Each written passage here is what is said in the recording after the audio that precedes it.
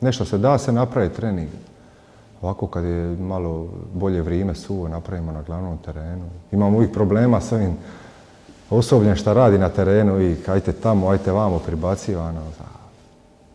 Malo poslušamo, malo nekad priđemo priko njihovi riči i napravimo što možemo, moramo. Jer opet na neki način klub živi, ovisi o rezultatu. Ne može vratari, ne možemo na tartan stazi trenirati. Znači, treba im teren, treba im gol.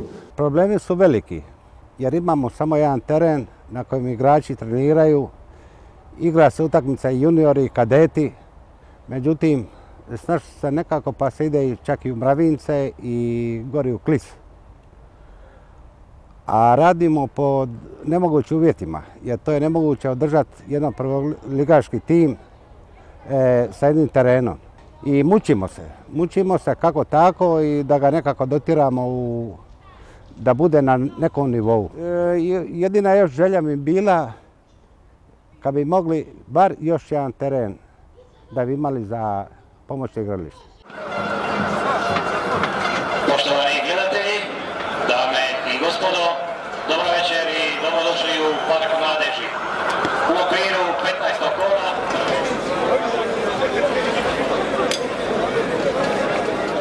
Koji uvijek u životu bogatstvo vam je raznolikost. Prije je bilo, uvijek imaš samo Hajduk i prvoligaš. Sad imaš i alternativu i Split je prvoligaš. I nije bezvezan prvoligaš.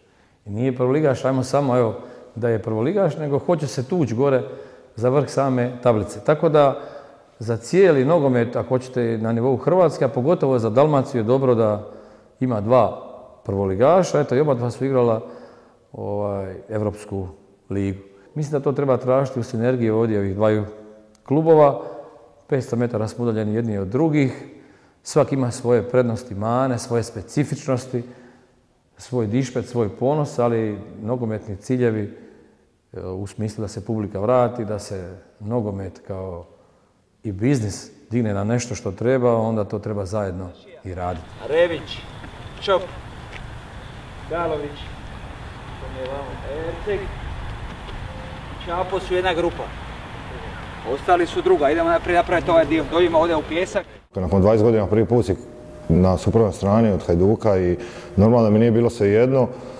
Emocije prorade i iskreno, bit ću iskren, praktički ne možeš se radovati golu jednome i golu drugome. Normalno, Hajdukovac si i normalno da sve stvari koje se događaju vezano uz kontra Hajduka je malo za tebe nelagodan osjećaj, pogotovo u situaciji kada sada radiš u susjednom klubu gdje su apsolutno svi tebi izašli u susret, praktički doveli te tu i normalno da je situacija, da si u nelagodnoj situaciji.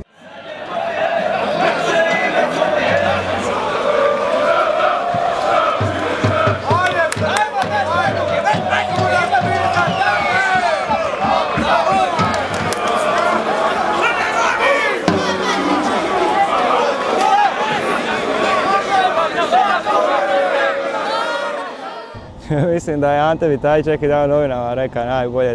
Gdje je Dinamo najbolje? Ligi prvaka.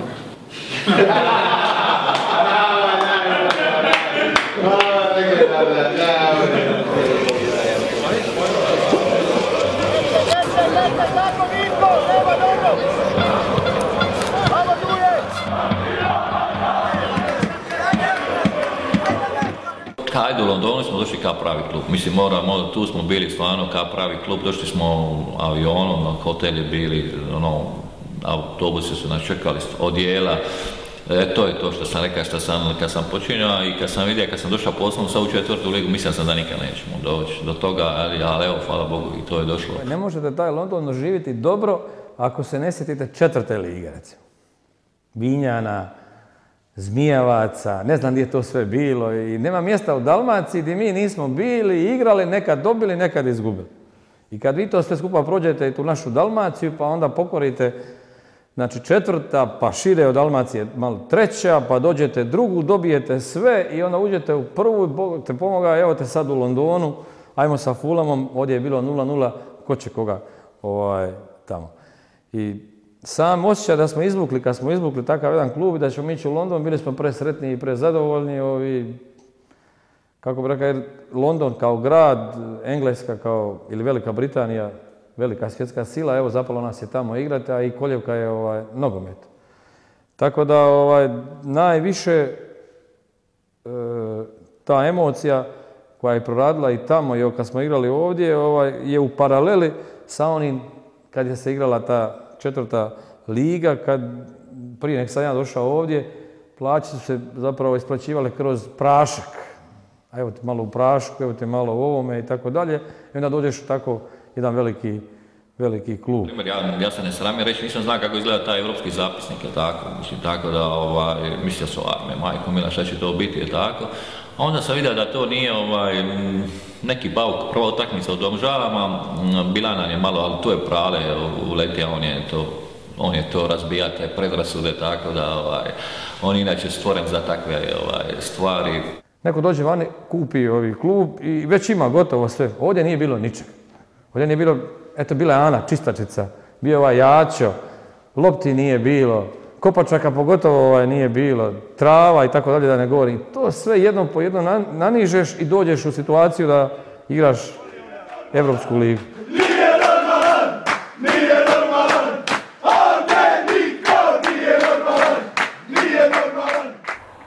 Ne znam kako ću zapuđeno, dobar dan, ne znam, nisam nikad ovako nešto ima da mora sam pričati, obično je pitanje pa odgovaraš.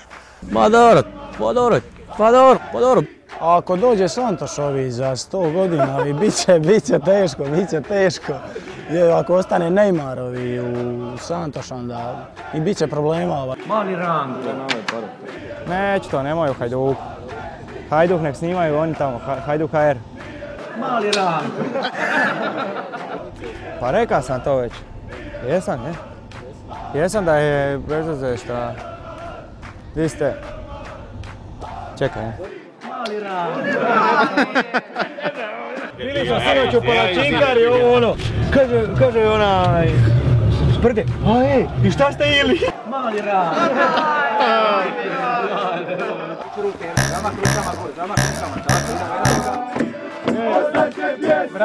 Vrapče apoteka za